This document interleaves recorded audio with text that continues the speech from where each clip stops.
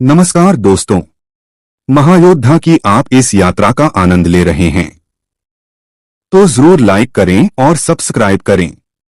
आपके सहयोग से ही हम और कहानियां ला पाते हैं। तो चलिए बिना देर किए कहानी शुरू करते हैं। महायोद्धा एपिसोड 4। अंधकार की रात ढल चुकी थी और अरुणोदय की पहली किरण खंडहर की टूटी दीवारों पर पड़ी थी, जहां अर्जुन और उसके साथी अभी भी शेष ऊर्जा के साथ अपने अगले कदम की तैयारी कर रहे थे।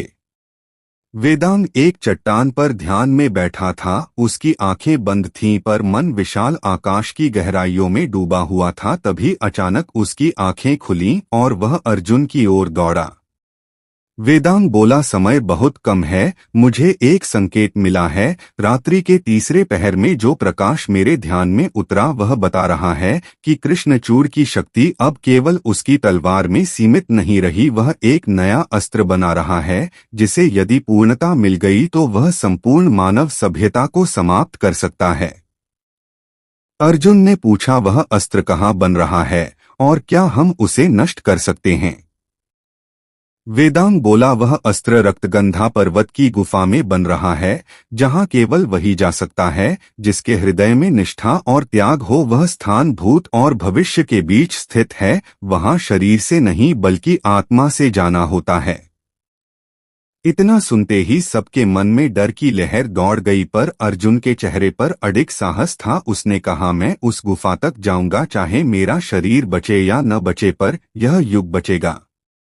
तभी एक तेज रोशनी फैली और हवा में एक आकृति उभरने लगी, एक स्त्री जिसे देखकर सब चौंक गए। उसका नाम था रुद्राणी। वह एक प्राचीन योद्धा थी जो हजारों वर्ष पहले इसी शक्ति से लड़ी थी, पर वह समय से परे हो चुकी थी। अब उसकी आत्मा मार्गदर्शन के लिए आई थी।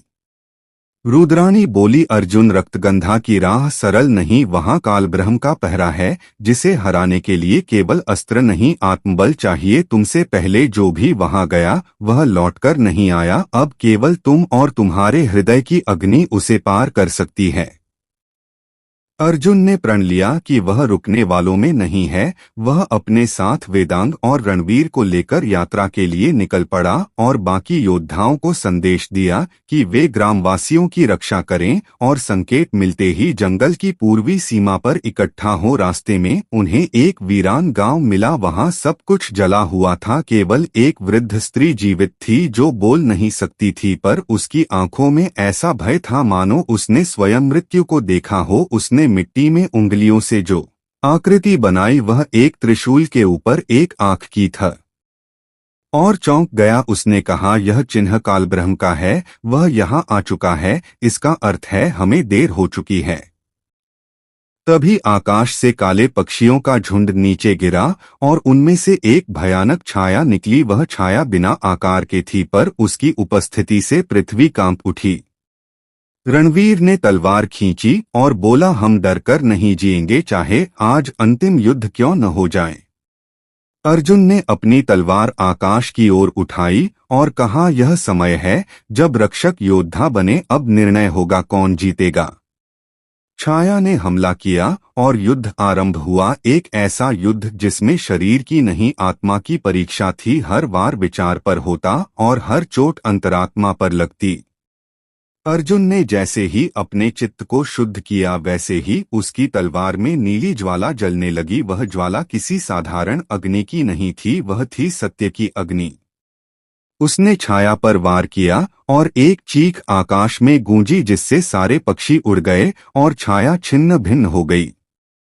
वृद्ध स्त्री ने अश्रुओं के साथ अर्जुन को आशीर्वाद दिया और एक काले पत्थर की माला उसे दी जिसमें 11 मनके थे, हर मनका एक शक्ति को दर्शाता था। वेदांग ने कहा, यह माला रक्तगंधा की गुफा का द्वार खोलने की कुंजी है। अब तीनों योद्धा आगे बढ़ चले, एक ऐसी गुफा की ओर जो केवल शुद्ध आत्मा को स्वीकार करती थी। गुफा के पास पहुंचते ही हवा ठहर गई, समय धीमा हो गया और एक रहस्यमय संगीत सुनाई देने लगा जो भीतर बुला रहा था। अर्जुन ने जैसे ही माला को उठाया, गुफा का द्वार स्वयं खुल गया और एक अदृश्य शक्ति उन्हें भीतर खींचने लगी। और यहीं शुरू होती है अगली यात्रा, एक ऐसे युद्ध की जो केवल अस्त्रों से नहीं विचारों से लड़ा जाएगा। गुफा का द्वार खुलते ही एक घना अंधकार सब तरफ फैल गया। अर्जुन, वेदांग और रणवीर धीरे धीरे अंदर बढ़े। उनकी आंखें उस अंधेरे में कुछ भी नहीं देख पा रही थीं, लेकिन उनके कदम रुक नहीं रहे थे, क्योंकि अब वापस जाना मुमकिन नहीं था। गुफा के भीतर एक विचित्र गंध थी, जो न तो मीठी थी न ही सड़न जैसी। वह गंध किसी पुराने रहस्य की तरह चुपचाप उनके इर्द गिर्द घूम रही थी। हवा भी वहां स्थिर थी और दीवारों से टपकता पानी ऐसा प्रतीत होता था मानो सदियों से कोई रो रहा हो। वेदांग ने कहा, यह स्थान केवल गुफा नहीं, यह एक जीवित सत्ता है। यहाँ हर विचार, हर भावना एक ध्वनि बनकर दीवारों में समा जाती है, और वह हम। रणवीर ने कहा, अगर यह हमें देख रही है तो यह जरूर जानती होगी कि हम क्यों आए हैं, हमें मार्ग दो।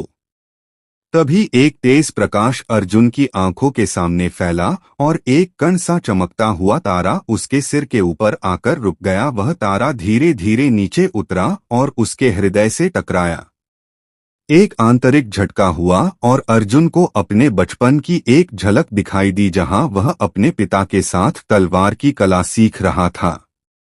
उस दृश्य में उसका पिता कह रहा था, बेटा, एक सच्चा योद्धा वह होता है जो युद्ध में केवल शक्ति से नहीं, आत्मा से जीतता है। वही झलक वेदांग और रणवीर को भी मिली, पर हर एक को अलग अलग समय और स्मृति की झलक मिली। गुफा उन्हें उनके भीतर ले जा रही थी, उनके डर, उनकी आकांक्षाएं और उनके निर्णयों की गहराई में। अर्जुन ने आंखें खोली और कहा, यह गुफा कोई सामान्य मार्ग नहीं, यह परीक्षा है। यह हमें हमारी सच्चाई दिखा रही है। वे तीनों आगे बढ़े, तभी सामने एक द्वार आया जो पत्थर का बना था और उस पर 12 प्रतीक उकेरे थे। हर प्रतीक किसी न किसी शक्ति को दर्शाता था, जैसे शौर्य, त्याग, विवेक, करुणा और सत्य। वेदांग ने कहा, यह प्रतीक गुफा के द्वार खोलने के मंत्र हैं, इन्हें सही क्रम में छूना होगा, नहीं तो गुफा हमें निगल जाएगी। रणवीर ने पूछा, सही क्रम क्या है? अर्जुन ने उत्तर दिया, पहले सत्य, फिर त्याग, फिर विवेक, फिर शौर्य और अंत में करुणा, क्योंकि यही एक योद्धा की आत्मा का मार्ग है। उन्होंने प्रतीकों को छुआ और द्वार धीरे धीरे खुला और एक नई सुरंग सामने आई, जहां दीवारें रोशनी छोड़ रही थीं, पर वह रोशनी स्थिर नहीं थी, वह सांस ले रही थी, जैसे वह जीवित हो। सुरंग में चलते हुए उन्हें एक प्राचीन मूर्ति दिखाई दी जो आधा मनुष्य और आधा पशु थी। उसकी आंखें बंद थीं, लेकिन जैसे ही वे उसके पास पहुंचे उसकी आंखें खुल गईं और वह बोलने लगी। उसने कहा, तुम तीनों योद्धा हो, पर तुम में से केवल एक ही भीतर जा सकता है, क्योंकि जो भीतर जाएगा वह वापस नहीं आएगा। अर्जुन ने कहा, मैं भीतर जाऊंगा। रणवीर ने कहा, नहीं, मैं तुम्हारा रक्षक हूं, मैं जाऊंगा। वेदांग बोला, मेरा ज्ञान इस यात्रा के लिए आवश्यक है, मुझे जाना होगा। मूर्ति ने कहा, निर्णय गुफा करेगी, वह तुम्हें अब परीक्षा देगी। तभी धरती कांप उठी और तीनों के पैरों के नीचे की जमीन अलग हो गई। वे 3 सुरंगों में गिर पड़े और एक नई परीक्षा शुरू हुई। अर्जुन की सुरंग में गहरी नींद आई और उसमें वह एक ऐसे संसार में पहुंच गया जहां कोई युद्ध नहीं था, कोई पीड़ा नहीं थी, सब शांत था, पर वह जानता था यह भ्रम है।